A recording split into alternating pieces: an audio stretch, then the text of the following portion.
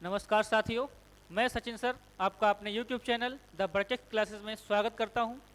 जैसा कि आपकी प्रीवियस ईयर क्वेश्चन पेपर की मैथ की जो सीरीज चल रही है, हम आगे उसको कंटिन्यू करते हैं। ये क्वेश्चन आपके SSC, CGL, MTS, CHSL, RPF, SI, police, constable सबके लिए आपके लिए उपयोगी साबित हो सकती है। चलिए हम करते हैं क्वेश्चन को आगे कंटिन्यू। देखिए, सबसे पहले पहुंचते हैं पहले क्वेश्चन पे। पहला क्वेश्चन जो हमें दे रखा है वो कहा गया है इसमें कि यदि 6,250 रुपये 20% वार्षिक ब्याज की दर से दो व्यक्तियों में क्रमशः चक्रवृद्धि ब्याज तथा साधारण ब्याज की समान दर पर 2 वर्ष के लिए उधार दिया जाए तो नियत समय की समाप्ति पर दोनों की राशियों में कितना अंतर प्राप्त होगा। यानी आपका क्वेश्चन जो दे रखा है, एक राशि दे रखी है, उसको दो व्यक्तियों में दिया गया है, एक को साधारण ब्याज पर, दूसरे को चक्रवृद्धि ब्याज पर, और ये कहा गया है कि 2 वर्ष बाद दोनों का जो ब्याज प्राप्त होगा उसमें कितना अंतर आपका आएगा। चलिए देखते हैं।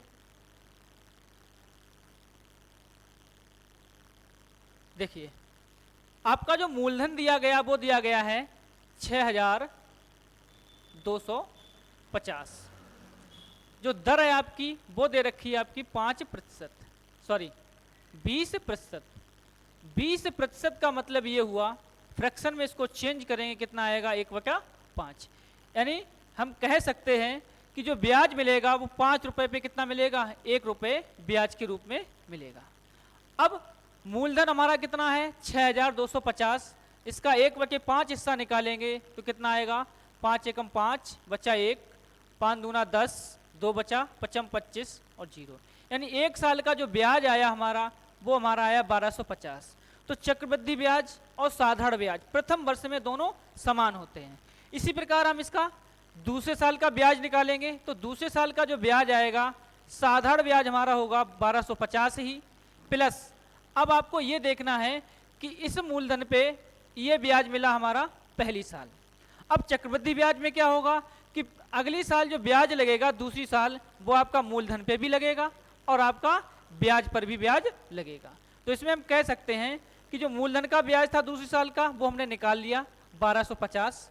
अब देखते हैं हम कि जो 1250 है उस पर जो ब्याज लगेगा वो कितना लगेगा, यानी जो भी हिस्सा होगा उसका 1/5 हिस्सा याद करेंगे, 5 का भाग देंगे, 5 दूना 10, 2 बचा 5 25 और 0। यानी 2 साल का जो चक्रवृद्धि ब्याज आया टोटल मिला के ये कितना आया, 1250 प्लस 1250 प्लस 250, यानी ये हमारा आ गया चक्रवृद्धि ब्याज। अब साधारण ब्याज की बात की जाए तो ये हमारा टोटल क्या है, साधारण ब्याज। दोनों के बीच की अंतर की बात की जाए तो जो शेष राशि बची है यही हमारी क्या है, दोनों के बीच की अंतर की। तो जो हमारा आंसर बनेगा वो बनेगा 250 रुपए। क्लियर। अब आगे देखते हैं क्वेश्चन को। इसमें कहा गया है एक क्रिकेट के एक खिलाड़ी का 9 पारियों का कुछ औसत था। 10वीं पारी में उसने 98 रन बनाए, इससे उसकी औसत रन संख्या में 5 की वृद्धि हुई। तो बताइए उसके द्वारा बनाए गए रनों का औसत, नया औसत क्या होगा। यानी एक खिलाड़ी है, उसने 9 पारियों में कुछ औसत से रन बनाए, लेकिन जब 10वीं पारी आई तो उसने क्या किया कि 98 रन बनाए।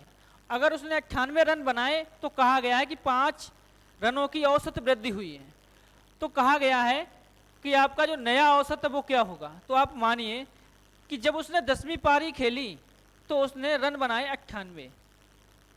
इससे क्या हुआ है कि औसत वृद्धि कितनी हो गई, 5 की। यानी औसत वृद्धि का मतलब ये हुआ कि 10 पारियों में 5-5 रन की वृद्धि हो गई। जब 10 पारियों में 5-5 रन की वृद्धि है तो 10 के हिसाब से 5 9 50, यानी 98 रनों में से अगर 50 रन कम कर दिए जाएं तो हमारा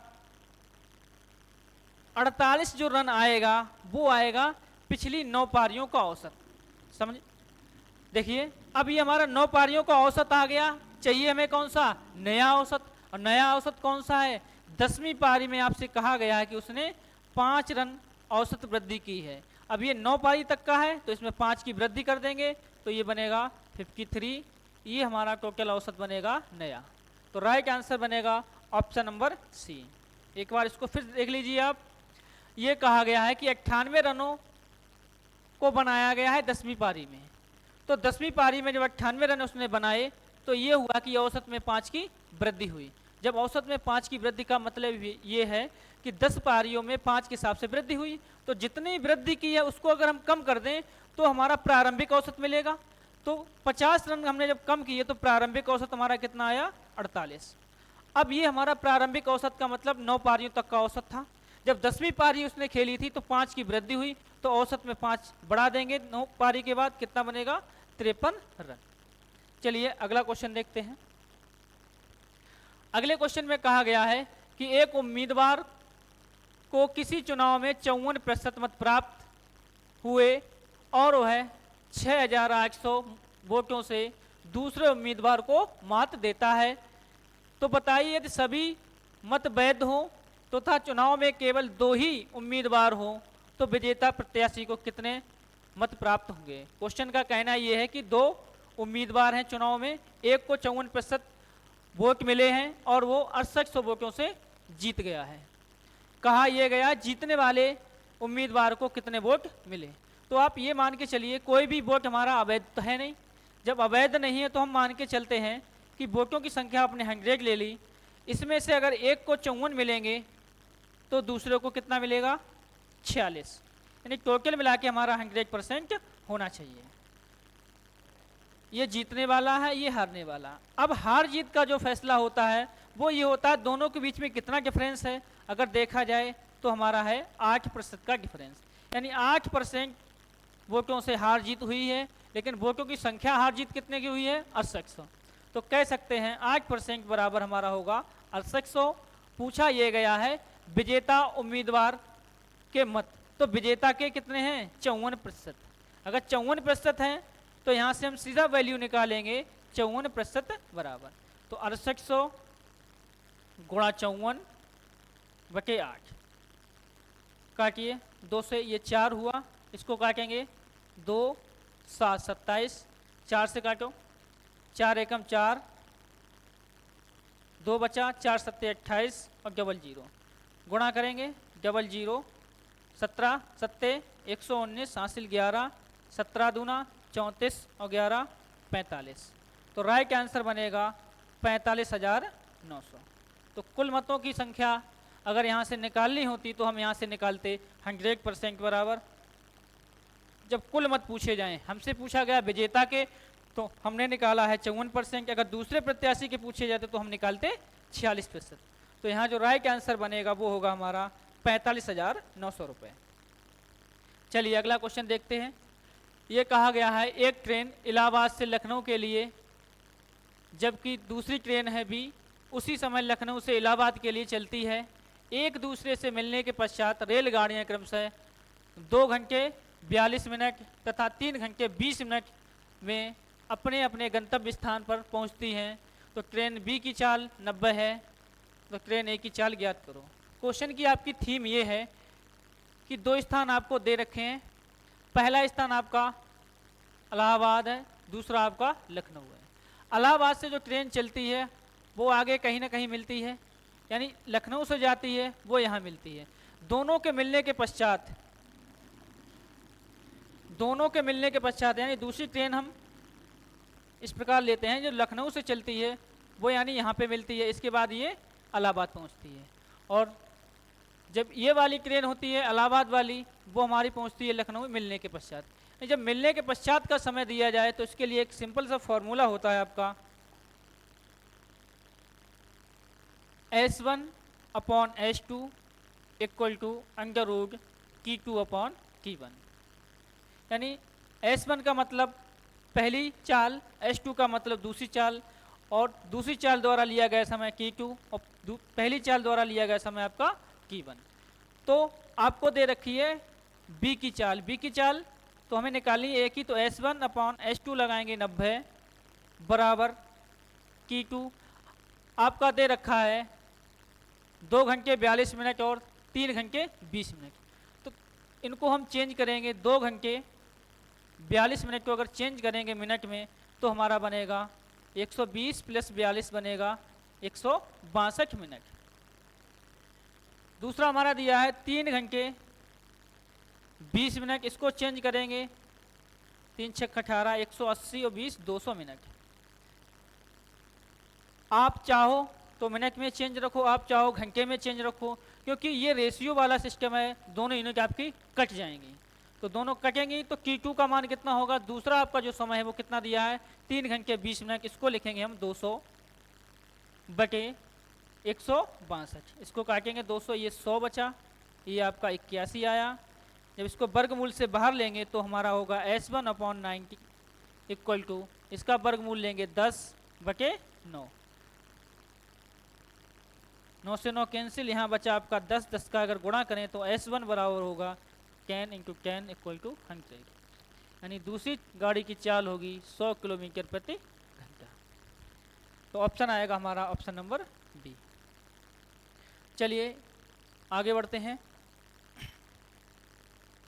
कहा गया है यदि किसी राशि पर 5% वार्षिक चक्रवृद्धि ब्याज की दर से 2 वर्ष का ब्याज 328 है, तो समान राशि पर समान दर से 3 वर्ष में प्राप्त होने वाले साधारण ब्याज की गणना कीजिए।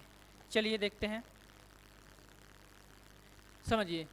इस क्वेश्चन में हमें दे रखा है 2 साल का चक्रवृद्धि ब्याज और पूछा यह गया है कि 3 साल का जो आपका साधारण ब्याज है वो कितना होगा। तो 2 साल का चक्रवृद्धि ब्याज निकालने के लिए अगर मूलधन हम 100 मान के चलेंगे, 100, पहली साल ब्याज कितना आएगा 5%, दूसरी साल भी हमारा मूलधन पे 5%, पहली साल का ब्याज पे ब्याज निकालेंगे यानी 5 का 5% निकालेंगे, 5 × 5 बटे 100, ये होगा 25 बटे 100, इसको हम कह सकते हैं 0.25%। तो टोटल मिला के अगर देखा जाए तो हमारा हुआ 10, ये 0.25 हो जाएगा 10.25, ये बना 2 साल का हमारा चक्रवृद्धि ब्याज जब हमने मूलधन माना 100 और दर 5% ली। तो इसके अनुसार जो हमारा दे रखा है रुपए में, जो दे रखा है ब्याज कितना है 328, इसको लिख सकते हैं 328। करिए 100, 25 चौके 100, 25 चौके 100, 25 से कम 25, देखो 4 अट्ठे 32, 1 अट्ठे 8, यानी पूरा आपका 8 बार कटेगा, यानी 1% बराबर निकालेंगे, 4 का इधर गुणा होगा, 8 चौको 32, ये हमारा 1% रुपए की वैल्यू आ चुकी है। हमसे पूछा गया है 3 वर्ष का साधारण ब्याज। साधारण ब्याज जो होता है वो प्रत्येक साल हमारा समान लगता है। एक साल में दर दे रखी कितनी 5%, और 3 साल में अगर ज्ञात करें कितना बनेगा 15%। तो हम कह सकते हैं यानी 1% बराबर हमारा दे रखा था 32, और 15% निकालना है तो इंटू 15 करो, 15 दूना 30, हासिल 3, 15 3 45, 3 48, आंसर बनेगा हमारा 480 रुपये। तो option number C is right answer. चलिए अगला क्वेश्चन देखते हैं। कहा गया है ए बी की तुलना में 3 गुना कार्यकुशल है। ए किसी काम को बी की तुलना में 80 दिन पहले पूरा कर लेता है, तो बताइए ए व बी मिलकर उस काम को कितने दिन में पूरा करेंगे। देखिए ये आपका क्वेश्चन दे रखा है टाइम एंड वर्क से। तो ए और बी की जो कार्य क्षमता का रेशियो होगा वो ये कहा गया है ए बी की तुलना में 3 गुना कार्यकुशल है। तो बी की तुलना अगर बी 1 है तो ए हमारा 3 होगा, ये हमारी कार्य क्षमता यानी कैपेसिटी का रेशियो हुआ। इसका जब उल्टा करेंगे हम 1:3, ये होगा हमारा टाइम का रेशियो। अब समझते हैं, ऐसे समझिए यानी 3 व्यक्ति लगेंगे तो समय हमारा कम लगेगा, 1 व्यक्ति लगेगा तो समय हमारा ज़्यादा लगेगा। इसीलिए हम कहते हैं कि कैपेसिटी का जो विपरीत होता है वो हमारा क्या होता है टाइम, यानी लोग बढ़ाए जाएंगे तो समय हमारा कम लगेगा, लोग कम होंगे तो समय हमारा ज़्यादा लगेगा। अब इसके अनुसार हमें पता है कि कितना अंतर दिया 20, यहाँ कितना अंतर है 2 का, यानी 2 बराबर 80, काटेंगे 1 बराबर हमारा 40। तो समय के अनुसार ये कितना होगा 40 दिन लेगा, ये कितना होगा 3 बराबर निकालेंगे तो 120। अब यहाँ पर देखना हमें ये है, पूछा गया है ए और बी दोनों मिलकर। अब यहाँ से हम फॉर्मूला लगा सकते हैं m1 g1 बराबर m2 g2। m1 की जगह कितने लोग हैं, यानी ए को उठाएंगे तो 3 लोग, 3 कैपेसिटी वाले, कितना समय लेते हैं 40। अब m2 की जगह दोनों की कैपेसिटी जोड़ देंगे, 3 और 1 4, 4 कैपेसिटी वाले इंटू x, काटेंगे 4 × 40, तो x की वैल्यू जो आएगी 3 × 30, यानी जो समय लगेगा दोनों को मिलाकर वो कितना लगेगा, 30 दिन। तो राइट आंसर बनेगा ऑप्शन नंबर डी। इसी को आगे कंटिन्यू करते हैं। क्वेश्चन में कहा गया है एक नाविक धारा के विरुद्ध 2 घंटे 30 मिनट में 40 किलोमीटर जा सकता है। धारा की चाल आपको 4 किलोमीटर प्रति घंटा दी है और धारा की दिशा में 84 किलोमीटर जाने में उसे कितना समय लगेगा। समझिए, नाव धारा का नियम ये है, जब भी धारा की दिशा में जाना हो, धारा की दिशा में, तो धारा की दिशा में जो चाल होती है वो नाव और धारा दोनों की चालें जुड़ जाती हैं। जब धारा के विपरीत जाना हो, धारा के विपरीत, तो नाव माइनस धारा होगा। ये हमेशा याद रखेंगे कि कभी भी धारा की चाल नाव की चाल से अधिक नहीं हो सकती। अगर अधिक हो जाएगी तो आपको पता है कि नाव वापस लौट जाएगी, तो इसीलिए नाव की चाल हमेशा अधिक होती है। अब यहाँ कहा गया है कि 2.5 घंटे में कितना जा रहा है, 40 किलोमीटर। कब, धारा के विपरीत। तो धारा के विपरीत अगर चाल निकालेंगे हम, तो वो चाल कौन सी होगी, धारा के विपरीत, यानी नाव माइनस धारा, ये हमारी चाल है। चाल बराबर होता है दूरी बटे समय। दूरी कितनी है, 40, इसके द्वारा लिया गया समय कितना है, 2.5। 10 हटा दो, 0 बढ़ा लो, 25 से कम 25, बचा 15, 25 छक्का 150, यानी नाव माइनस धारा, ये जो चाल है विपरीत दिशा की वो कितनी आ गई, 16। अब क्वेश्चन में आपको दे रखा है कि जो धारा की चाल है वो कितनी है, 4। तो यहाँ धारा की चाल लगा देंगे, -4 बराबर 16। तो नाव की चाल जो निकल के आएगी +4 इधर हो जाएगा, कितना हो जाएगा, 20। नाव की चाल हमारी 20 आ गई। धारा की चाल हमें दे रखी है 4, जाना कितना है, 84। किस दिशा में, धारा की दिशा में। और धारा की दिशा में अगर समय निकालना है तो समय बराबर क्या होगा, दूरी बटे चाल। तो दूरी हमारी 84 है, चाल हमारी हो जाएगी नाव प्लस धारा, और नाव प्लस धारा का मतलब ये होगा नाव हमारी 20 और धारा हमारी 4, टोटल 24। 24 का भाग देंगे, 6 चौको 24, सॉरी 4 छंग 24, 4 एकम 4 दूनी 8, 4 एकम 4, 21 हुआ, भाग देंगे, 6 तिया 18, 3 बचा, 3 बटे 6, इसको काटेंगे 1/2। तो जो समय लगेगा वो हमारा लगेगा 3.5 घंटे। तो राइट आंसर बनेगा ऑप्शन नंबर सी। चलिए आगे बढ़ाते हैं क्वेश्चनों को। अगला क्वेश्चन आपका दिया गया है 3x + 4 रेशियो 2x + 4। इसका जो रेशियो है वो आपका दे रखा है 2:3। यहाँ पूछा गया x² की वैल्यू क्या है। सबसे पहले ये समझते हैं, x² पूछा गया, स्क्वायर वैल्यू जो भी हमारी दे रखी होगी, तो यहाँ 2 ही पद दे रखे हैं आपको स्क्वायर वैल्यू में, ये तो इनमें से हमारा कोई सा आंसर हो सकता है। अगर यहाँ ऐसा नहीं होता, जैसे एक ऑप्शन आपका कम ज़्यादा होता, तो हमें ये पता है स्क्वायर वैल्यू पूछी गई तो आंसर भी हमारा स्क्वायर में ही होगा। यहाँ जब 2 वैल्यू दे रखी हैं तो सीधा हम ऑप्शन से नहीं कर सकते, इसको हम करेंगे। ये दिया गया है 3x + 4 अपॉन 2x + 7 = 3/2/3।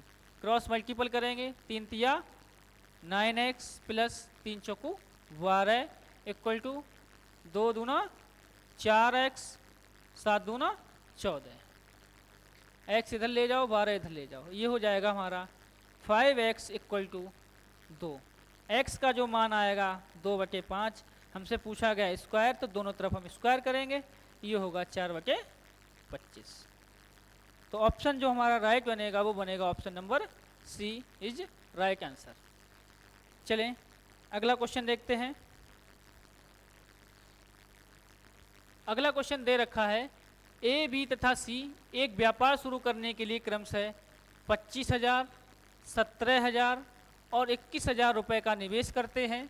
यदि वर्ष के अंत में 11,340 रुपये प्राप्त हों तो ए तथा बी के लाभों का अंतर ज्ञात कीजिए।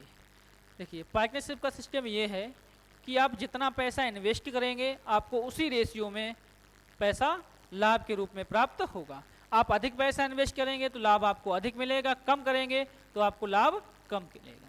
यानी ए, बी और सी, ए करता है 25,000, बी करता है 17,000 और सी करता है 21,000। यहाँ से रेशियो बनाएंगे ये बनेगा 25, 17 और 21। जिस रेशियो में पैसा लगा हुआ है उसी रेशियो में आपको लाभ प्राप्त होगा। जोड़ेंगे 7, 1 8, 8 5 13, 3 हासिल, 1 3, 1 4, 2 6, यानी 63 कुल हुआ। यही हमारा लाभ के बराबर करेंगे 11,340। 9 से काट लो, 9 7 63, 9 एकम 9, 2 बचा, 9 दूना 18, 9 छक्का 54, 0। 7 से काटेंगे, 7 एकम 7, 7 अट्ठे 56, 0, यानी एक बराबर हमारा आ जाएगा 180। अब क्वेश्चन की थीम को समझते हैं। क्वेश्चन में कहा गया है ए व बी के लाभों का अंतर ज्ञात कीजिए। तो ए और बी के लाभों में जो अंतर है, ए हमारा 25 है, बी हमारा कितना है 17 है, दोनों को घटाएंगे कितना बचेगा हमारा 8। तो हमें 1 बराबर 180 पता है और 8 बराबर निकालना है, तो करेंगे 180 इंटू 8, 0 18 अट्ठे 144। तो राइट आंसर बनेगा वो बनेगा 1440 रुपये। Option number D is correct answer. चलिए अगले क्वेश्चन को देखते हैं। अगला क्वेश्चन दिया है, यदि 3 संख्याओं का अनुपात 2/3 रेशियो 3/5 रेशियो 5/8 है, तो सबसे बड़ी एवं सबसे छोटी संख्या के मध्य जो अंतर दिया है वो दिया है 80। आपसे कहा गया सबसे छोटी संख्या का मान ज्ञात कीजिए। तो रेशियो हमारा दिया है 2/3 रेशियो 3/5 रेशियो 5/8। तो पहले इसका हम रेशियो सही से बनाएंगे। तो इनका सबका जो एलसीएम आएगा 3 5 8, इनका एलसीएम लेंगे, सभी सहभाज्य 8 पंजे 40 दिया 120, यानी एलसीएम आ जाएगा हमारा 120। 3 का भाग देंगे 40 बार, 4 दूना 8, कितना हो जाएगा 80। पहला रेशियो हमारा 80 बना। फिर 5 का भाग देंगे, कितना आएगा 24, 24 दिया 72। 8 का भाग देंगे, कितना आएगा 15, 15 अपना 75। अब क्वेश्चन में जो कहा गया उसको देखते हैं। कहा है कि सबसे बड़ी और सबसे छोटी संख्या के मध्य जो अंतर है वो कितना है 80। तो सबसे बड़ी हमारी 80 है और सबसे छोटी कौन सी है 72। इन दोनों के बीच अगर अंतर की बात करें कितना आएगा हमारा 8। तो 8 बराबर हमारा 80 हुआ। काट देंगे तो 1 बराबर कितना आ जाएगा 10। अब क्वेश्चन में पूछा गया है कि सबसे छोटी संख्या का मान क्या है। तो सबसे छोटी संख्या हमारी कितनी है 72। इसमें 72 का मल्टीप्लाई करेंगे, कितना आएगा 720। तो राइट आंसर बनेगा ऑप्शन नंबर सी। चलिए आज के लिए इतना ही रखते हैं, फिर मिलेंगे अगली क्लास में। सभी लोग वीडियो को लाइक शेयर करते रहें। धन्यवाद। जय हिंद, जय भारत।